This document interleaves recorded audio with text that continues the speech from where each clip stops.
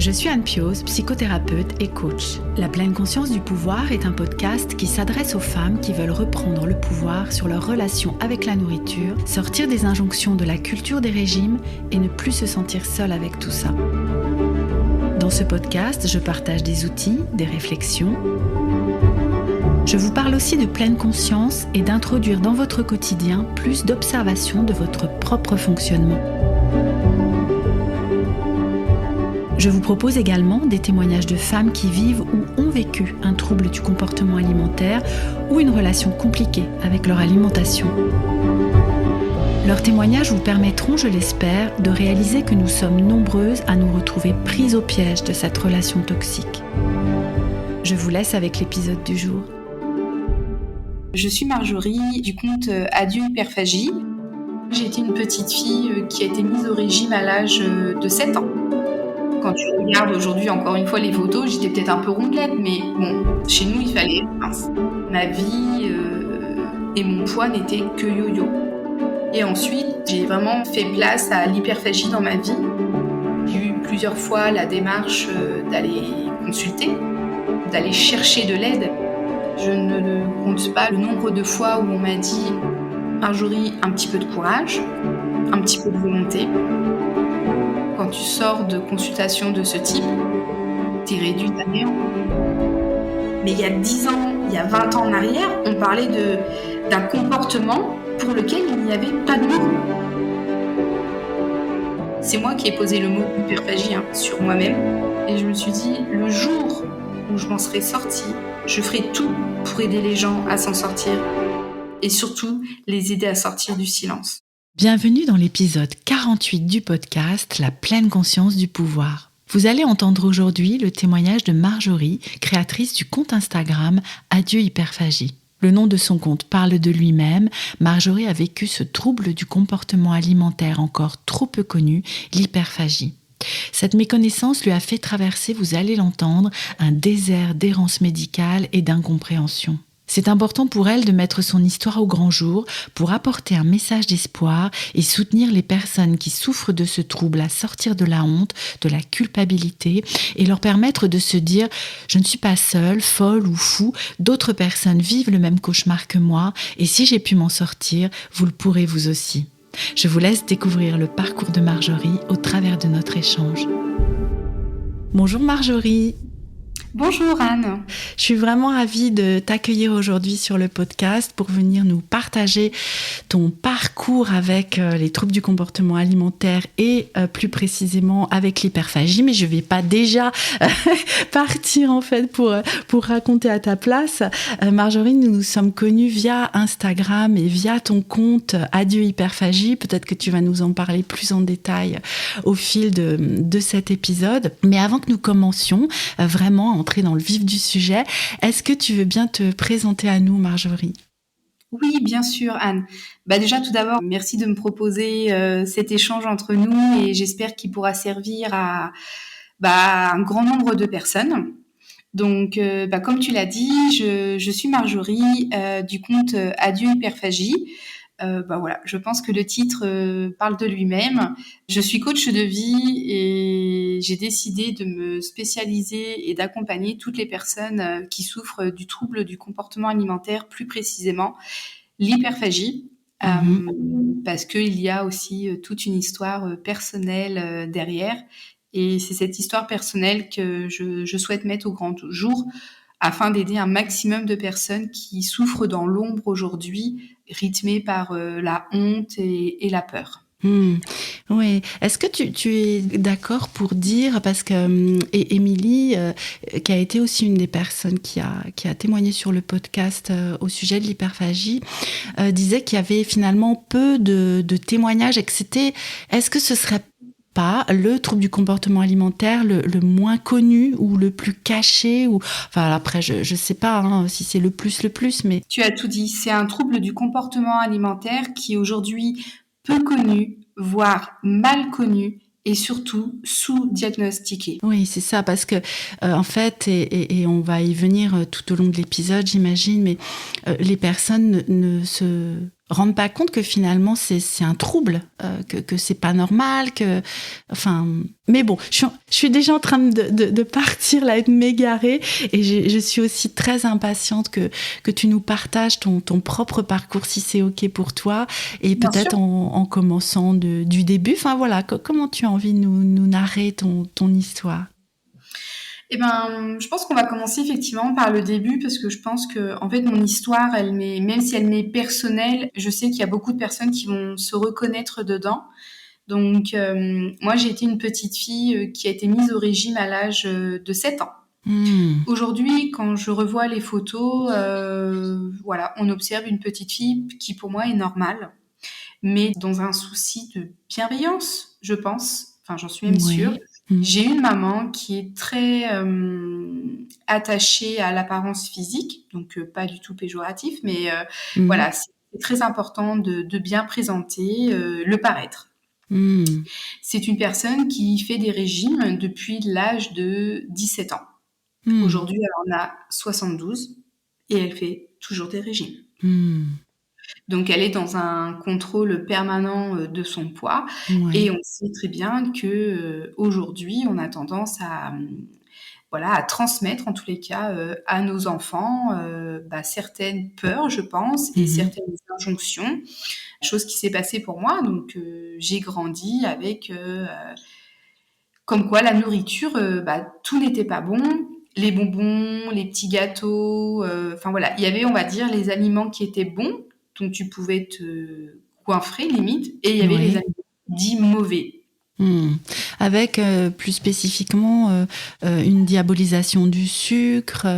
Exactement. Une Mmh. petite aparté, Pâques arrivant en plus là dans quelques semaines, j'étais une enfant qui n'avait pas de chocolat à Pâques Mmh. parce que j'étais en surpoids. Quand Mmh. tu regardes aujourd'hui encore une fois les photos, j'étais peut-être un peu rondelette, mais bon, voilà, Mmh. je n'avais pas de Pâques, donc voilà, ce sont oui, c'est quand même des choses qui traumatisent, je Mais pense, oui. une enfant, Ouais, une gamine oui. de 7-8 ans, voilà. Tu vois, c'est tout bête, mais quand tu à l'école, tu dis: «Ah, les cloches, elles t'ont apporté quoi?» Bah, j'ai eu une Barbie, des Playmobil. «Mais tu as pas eu de chocolat?» «Bah non, parce que j'y ai pas le droit». Hormis tout ça, il y a eu aussi toutes ces réunions familiales, ces anniversaires où à chaque fois, il est recommandé de ne pas trop manger, de ne pas se Mmh. resservir, de prendre plutôt une petite part. Voilà, donc j'ai grandi en tous les cas avec cette éducation. Et du coup, ces valeurs au niveau de l'alimentation et de la minceur quelque part, parce que C'est ça, oui. oui, il fallait être mince. Chez nous, il Mmh. fallait être mince. Oui. Et ensuite, il y a eu mes premiers régimes à l'âge de 7 ans, une première histoire d'amour à l'âge de 18 ans avec une personne toujours pareil, puisqu'on attire à soi aussi ce que l'on croit être. Un homme qui était très focalisé sur le physique. Donc c'était aussi une histoire très conflictuelle, très compliquée, parce que j'étais obligée de maigrir. Et c'est là vraiment où ont commencé mes premiers troubles de l'alimentation, Mmh. avec des régimes de plus en plus restrictifs. J'en suis venue à un moment donné à me nourrir d'une clémentine par jour. Mmh. Donc effectivement, hein, j'étais très très mince, très maigre, mais jamais heureuse et toujours très fatiguée. Mmh. Et oui. Les premiers régimes que tu as faits, y compris enfant, est-ce qu'il y avait les médecins derrière qui avaient dit aussi à ta mère, parce que ce surpoids, qui l'avait diagnostiqué en fait? Effectivement, j'ai été suivie 2 fois par une diététicienne. Oui. C'était il y a 30 ans maintenant, Mmh. hein, mais je me souviens très bien des mots qu'elle avait eus. C'est que je mangeais des bennes au chocolat quand j'étais gamine, j'adorais ça, Mmh. et de la pâte à tartiner. Et elle m'avait dit que ça c'était fini et que il fallait que je mange. Alors elle appelait les haricots verts les petites balayettes. Tu vois, Ah! je te dis c'était il y a 30 ans, mais c'est comme si c'était hier. Ah! Et je devais manger ces petites balayettes pour balayer le BN que j'avais mangé. Et Non! si je ne mangeais pas ces petites balayettes, texto, elle m'avait dit, tu garderas tes grosses fesses. Et j'avais, Oh! Oh mon Dieu, et mais j'avais quelle... pas des grosses fesses. En plus, j'insiste, mais j'avais pas des grosses fesses. Ben non! Quelle Ouais. violence, mon Dieu! Mmh. Ouais.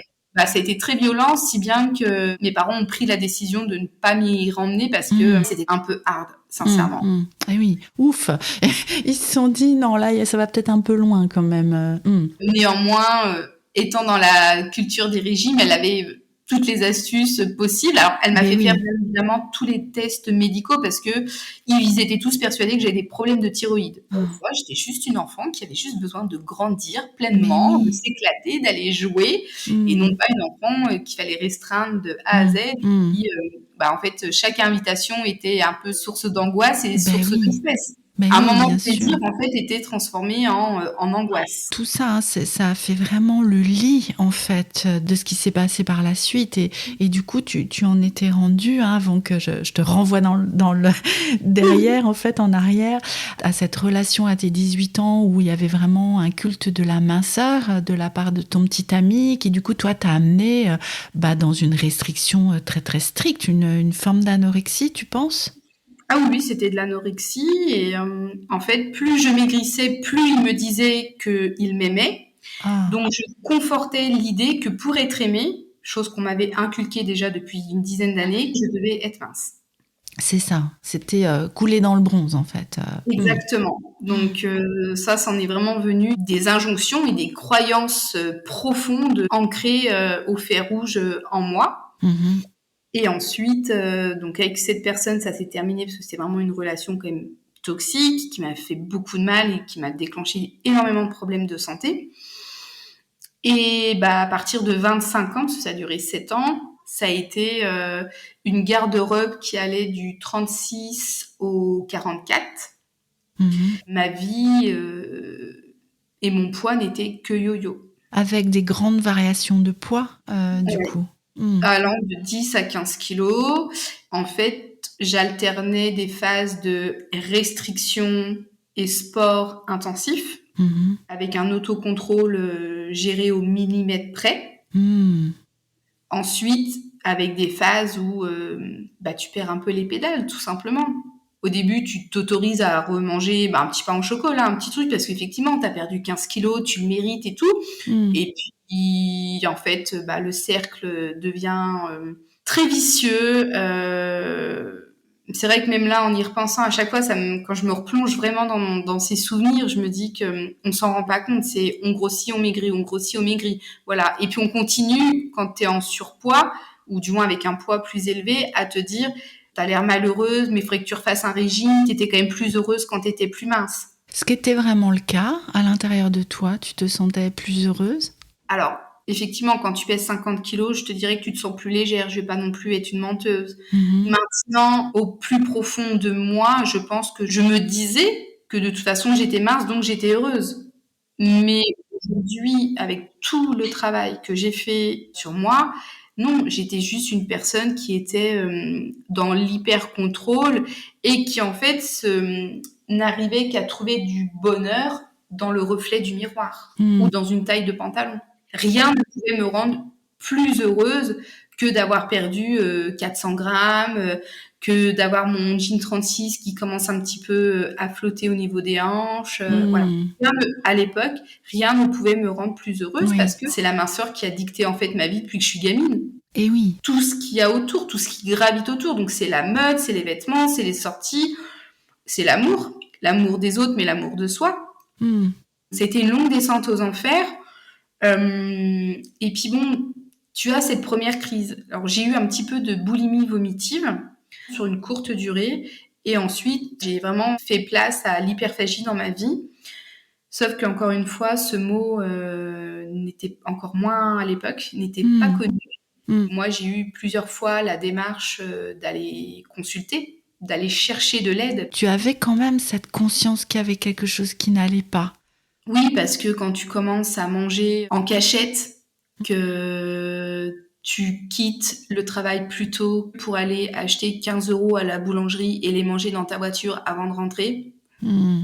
une fois, 2 fois, Mm. les premières, elles sont inconfortables, mais tu passes vite à autre chose. Mais plus les crises, elles deviennent répétitives, obligatoirement, il y a un moment donné, tu prends aussi conscience que il y a quelque chose qui cloche. Mais c'est là où encore ça a été très compliqué, c'est que à cette époque-là, je ne compte pas le nombre de médecins que je suis allée voir, le nombre de fois où on m'a dit Marjorie, un petit peu de courage, un petit peu de volonté. Si vous avez faim, Marjorie, faut manger. Oui, mais il y a un problème de poids. Oui, bah, sinon, quand vous avez faim, mangez un petit chewing-gum à la menthe ou buvez un grand verre d'eau. Ça, je l'ai entendu, mais si tu savais le nombre de fois. Mmh. Enfin, moi, aujourd'hui, comme j'explique aux personnes que j'accompagne, enfin, quand tu as envie de pipi, tu vas faire pipi. Mmh. Pourquoi quand tu as faim, tu manges pas? J'arrive pas à comprendre. T'as faim, tu manges, t'as soif, tu bois, t'as envie de pipi, tu vas faire pipi. Enfin, tout ça, c'est la même chose, c'est des besoins. Ça a été vraiment un parcours à la fois chaotique, c'était turbulent. Il faut déjà un grand nombre de courage pour arriver à prendre ton téléphone, prendre Mmh. rendez-vous, Mmh. pousser la porte d'un inconnu et te mettre à nu. Ben oui. Quand on se met à nu et qu'on souffre d'hyperphagie, on se confie à une personne sur nos pires démons. Mais oui. Ces crises qui te font perdre les pédales, qui te font perdre qui tu es, c'est des moments dans une vie qui te plombe, clairement. Mmh. Va chez ce praticien à qui tu expliques que tu as mangé 6000 calories, que ce qui t'a fait arrêter, c'était tellement tu avais mal au ventre que la peau, elle était tendue, que Mmh. tu peinais à respirer parce que bah, la place, elle est tellement petite que ce sont des petites expirations et inspirations. Mmh. Que derrière, tu t'es écroulé de pics de glycémie. Tu ne pouvais même pas dormir parce que tu avais tellement mal au ventre que sur le Mais ventre, oui. tu ne pouvais pas te mettre. Que sur le côté, ça faisait mal, qu'il fallait caler cet estomac avec des oreillers, des coussins. Enfin, tu Mmh. te mets à nu et souvent on te répond que c'est rien. Vous souffrez pas de rapports malsains avec la nourriture parce que d'une, vous n'êtes pas maigre, donc vous n'êtes pas anorexique. Mmh. Et puis de deux, vous vous faites pas vomir, donc vous n'êtes pas boulimique. Il faut un petit peu de volonté, Marjorie. Mmh. Voilà. Donc, quand tu souffres de troubles de l'alimentation, il faut savoir que déjà l'estime de soi et la confiance en soi, elle est très très basse. Mais oui. Quand tu sors de consultations de ce type, t'es Mmh. réduite à néant. Et oui, et puis je suis aussi avec tout ce que tu disais, de prendre son courage à quatre mains presque, enfin pour Oui. ne serait-ce que prendre le rendez-vous, arriver, parler de cette part de soi qui est tellement honteuse, hein, C'est ça. nous l'évoquions au début là, de toute cette honte, de tout ce qui est caché, généralement aussi à l'entourage, enfin personne d'autre que soi-même ne sait ce qui se passe.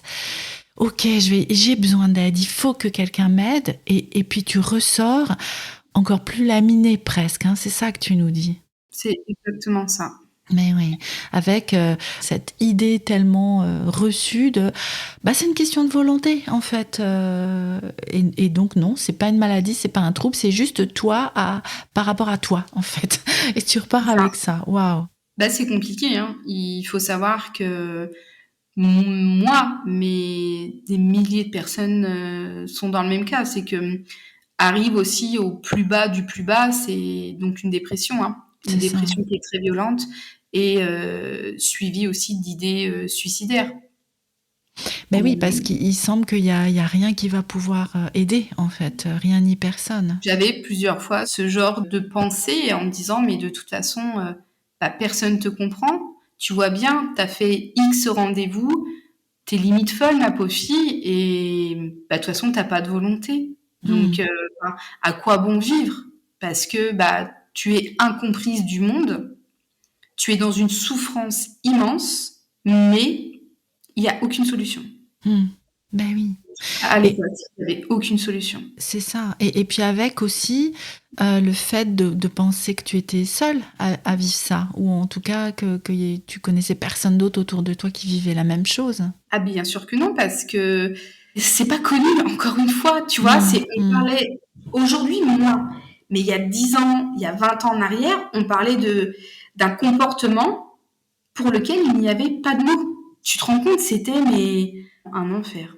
Mais oui, c'est ça. Avec, bah non, c'est pas de l'anorexie, c'est pas de la boulimie puisque je me fais pas vomir. Enfin, on va réduire à la boulimie vomitive et du coup, tu continuais à enchaîner, hein, puisque tu nous parlais de ce yo-yo, des périodes de restriction aussi, qu'aurait pu mettre sur la piste en fait d'un problème. Oui, bien sûr, mais on m'a jamais demandé si j'avais fait des régimes. Tous les médecins Mmh. que j'ai vus, hein, et la liste est longue, on ne m'a jamais demandé si j'avais fait des régimes. On me disait toujours que c'était dans ma tête et qu'encore une fois, bah, il fallait un petit peu de volonté, un peu de courage, et puis des fois on me disait aussi d'arrêter de m'écouter. Ah, tiens. Conditionnée, et j'ai été élevée avec ces mots qui ont dicté notre enfance, mes frères et ma sœur.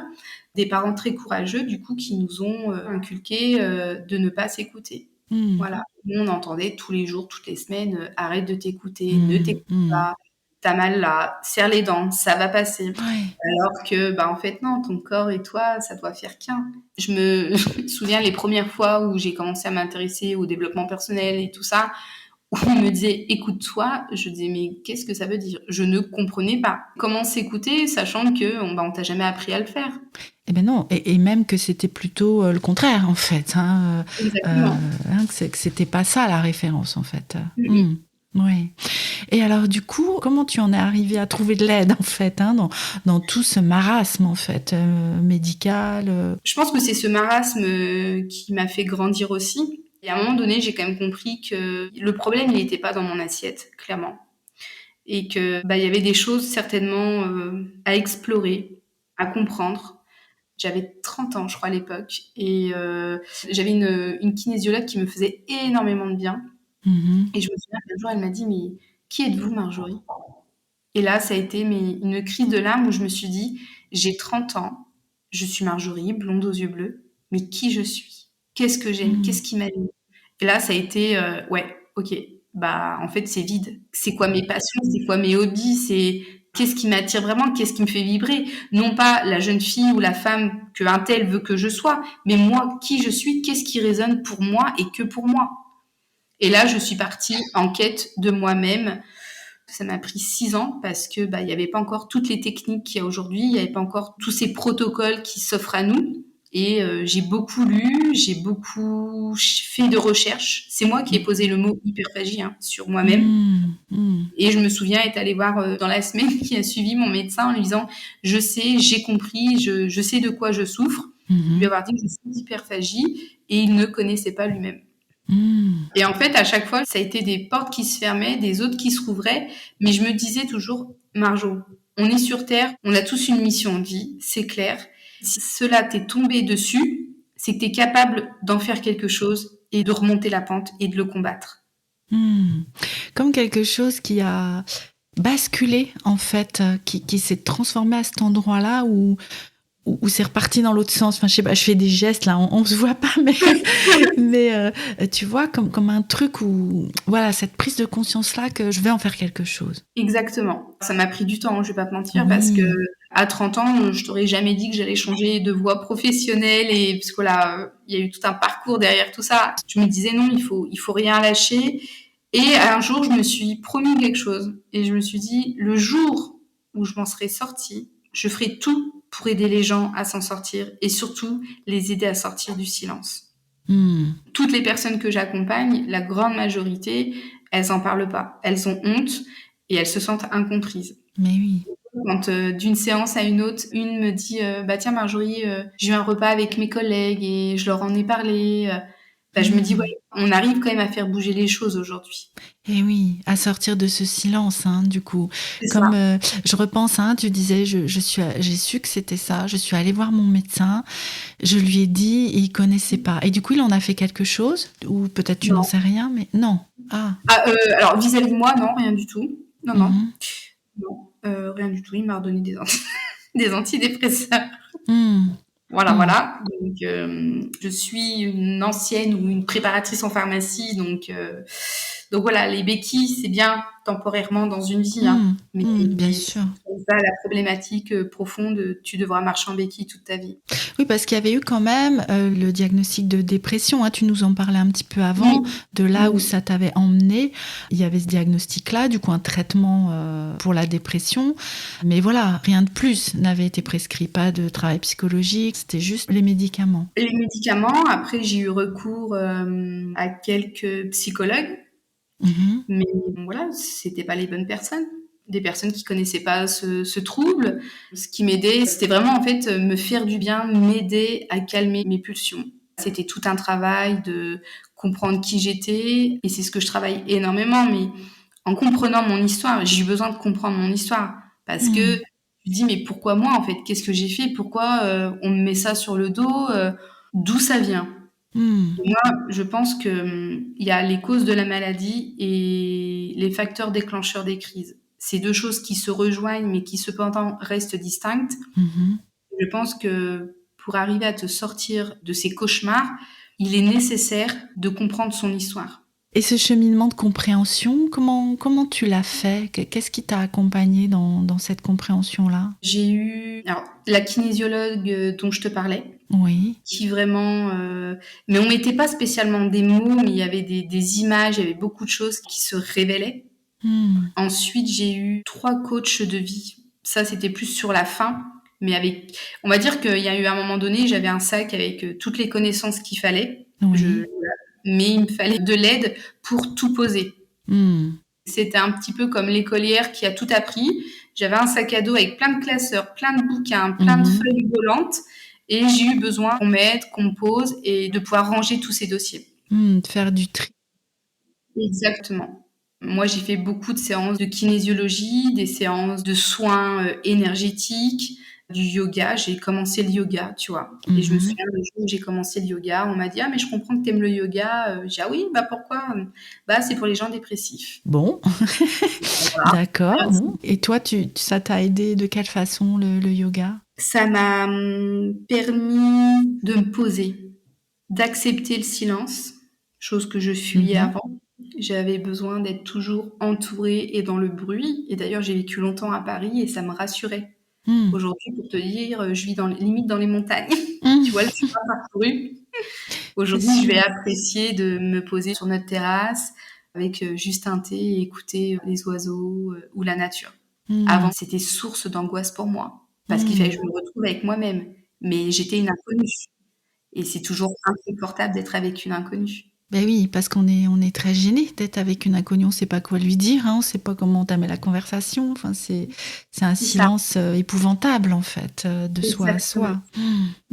Et tu disais alors juste avant que finalement il y avait 2 axes sur lesquels il y avait besoin de travailler. Il y avait à la fois la compréhension de l'histoire et les éléments déclencheurs des crises du coup. Est-ce que tu veux bien venir un peu plus là-dessus? Alors moi j'ai eu besoin de comprendre qu'est-ce qui déclenchait mes crises chez moi. Comme beaucoup, ça a été la fatigue, le stress, la frustration.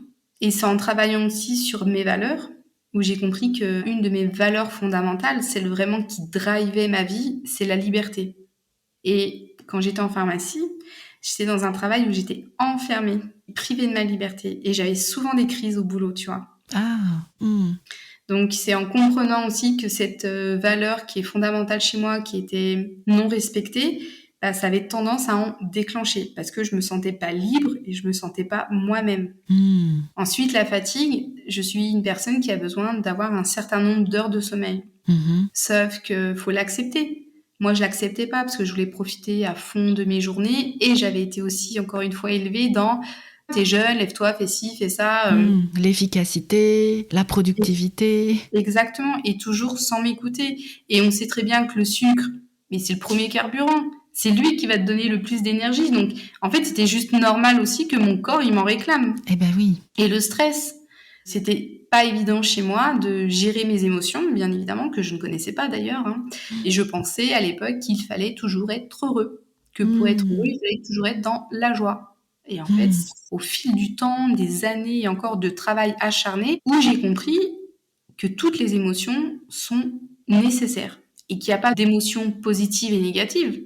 Il y a juste des émotions agréables et des émotions désagréables. Et ça, c'est des choses que j'ai eu besoin d'accepter, qui aujourd'hui je retransmets. Et il y a encore une phrase que je dis souvent, c'est tout passe dans la vie. Que ce soit la colère, la joie, la tristesse, l'excitation, il y a tout qui passe. Tout est toujours en perpétuel mouvement. Moi, ce qui me déclenchait mes crises, c'était le stress, la fatigue, la frustration. Okay. Qu'est-ce qui aujourd'hui génère ça dans ma vie? Et à l'inverse, qu'est-ce que je fais pour apaiser ces sentiments ou même pour les atténuer ou même les transformer? À partir de là, tu te composes aussi une vie qui est plus en rapport avec tes besoins. Exact. Et ce lien essentiel entre les valeurs et les besoins, du coup. Exactement. Moi, je suis une personne qui a besoin de liberté. Aujourd'hui, professionnellement, j'ai trouvé mon équilibre. J'étais une personne qui était souvent stressée, angoissée. Aujourd'hui, je mets en place des activités, des fréquentations qui font que je me trouve dans un contexte zen, agréable, dans lequel je me sens en sécurité aussi. La fatigue, je sais que j'ai besoin de me respecter. J'ai besoin de dormir. Donc, si un soir, je dois aller me coucher à 8h30 parce que je suis fatiguée, en fait, c'est OK. Et je l'accepte. Et oui, on en revient vraiment à ce que tu disais tout à l'heure de comment m'écouter moi, en fait. Et j'entends que tu as vraiment trouvé le canal, là, du coup, pour t'écouter, que ça a été un long travail, un long processus, mais qu'aujourd'hui, tu peux entendre ce que ton corps te dit, ce que tes besoins te disent, et pouvoir y répondre, ce qui est une clé fondamentale. Et je pense qu'il faut aussi, et ça se fait par la suite, c'est la dissociation entre une crise et une envie. Ou un excès de gourmandise, par exemple. Ce que tu veux dire, c'est de ne pas qualifier de crise d'autres événements qui n'en seraient pas, c'est ça ? Exactement. Et je pense que quand on est sur le chemin de la guérison, les crises, elles deviennent de plus en plus petites. Ce ne sont plus des crises, ce sont juste une réponse à un besoin. Et après, on en avait parlé avec Alizée de Encore un pas, on a vraiment cette sensation que l'hyperphagie, c'est comme une petite bille dans ta tête qui a une place plus ou moins importante. Et quand elle est toute rikiki et qu'elle fait dodo, c'est que c'est bon, t'es sur le bon chemin. Par contre, quand elle commence à se réveiller, que, par exemple, tu as tous ces schémas de pensée sur la nourriture constant, que, tu as envie de beaucoup de sucre. Enfin, il y a des questions à se reposer. Aujourd'hui, c'est un indicateur. C'est ça, exactement. Et j'en parle aussi dans un épisode du podcast qui n'est pas encore publié le jour où nous enregistrons cet épisode, mais qui l'aura été quand cet épisode sera diffusé, où je vous fais un résumé de qu'est-ce que l'alimentation intuitive en bref. Et je suis aussi avec ce message que voilà, ça peut être quand à nouveau la relation avec l'alimentation repart un petit peu dans l'autre sens. Enfin, je ne sais pas comment le dire sans que ce soit péjoratif, bien sûr, mais que ça devient un indicateur en fait, et de dire ok, qu'est-ce qui se passe là en ce moment, il faut que j'aille regarder de plus près ce qui se passe, parce que il y a quelque chose qui est en train, ou la petite bille comme tu disais, est en train de regrossir en fait. Donc ouais, complètement. Je suis en train de voir qu'on arrive à la fin de l'épisode, Marjorie, avec encore tellement de choses à partager, j'en suis certaine. Mais avant qu'on se quitte, est-ce que tu aurais une dernière chose vraiment essentielle que tu veux transmettre ? Oui, j'espère en tous les cas, c'est que cet enregistrement, il aidera peut-être des personnes à sortir du silence, à aller demander de l'aide. Et de jamais baisser les bras, on est légitime à demander un accompagnement et à demander de l'aide, vraiment. Oui, et que je pense à ce que tu dis au sujet du découragement. Je suis aussi avec ce processus qui peut prendre du temps. Tu nous parlais de ces 6 années que tu as traversées, et que c'est normal en fait que ça prenne du temps. Bien sûr. Tu es d'accord avec moi. C'est vraiment. Alors après, c'est différent pour chaque personne, mais voilà. Et puis que ce sont des vagues, et puis qu'il y a des paliers. C'est vraiment aussi ce message-là que j'entends dans ton témoignage. Tout à fait. Merci beaucoup, Marjorie. Je suis vraiment ravie de cet échange qu'on a eu.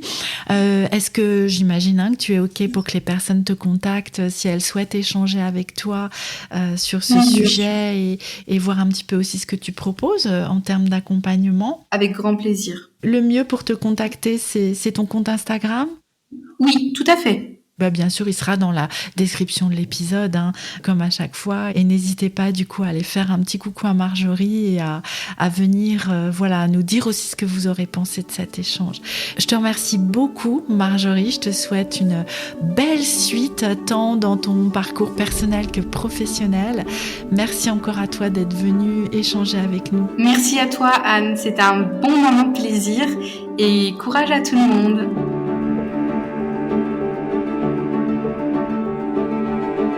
Nous voici à la fin de cet épisode. Merci d'avoir écouté le témoignage de Marjorie. Si vous souhaitez la contacter, n'hésitez pas à la rejoindre sur son compte Instagram Adieu Hyperphagie. Je vous mets le lien dans la description de l'épisode. Quant à moi, j'attends vos retours avec impatience et j'espère que ce témoignage vous aura aidé à vous dire que le chemin de réconciliation avec votre alimentation et surtout avec vous-même est bel et bien possible. N'hésitez pas à partager le podcast autour de vous et à vous y abonner pour ne louper aucun prochain épisode. À très bientôt.